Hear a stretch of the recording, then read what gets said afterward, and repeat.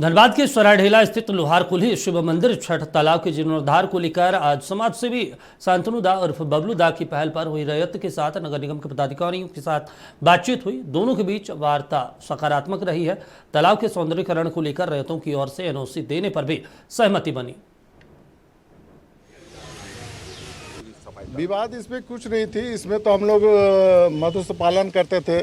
इसमें हम लोग का सालाना 5 से 7 लाख रुपया का इनकम आती थी, लेकिन अचानक ये जलकुंभ भी कोई यहाँ डाल दिए। उसका बाद से इतना ज़्यादा इसका ग्रोथ है कि हम लोग एवरी ईयर तो इसमें 30 से 40,000 का इन्वेस्ट माने इसमें खर्च आती थी इसको सफाई करने को। देन उसका बाद हम लोग मछली का जीरा छोड़ते थे, ये करते थे।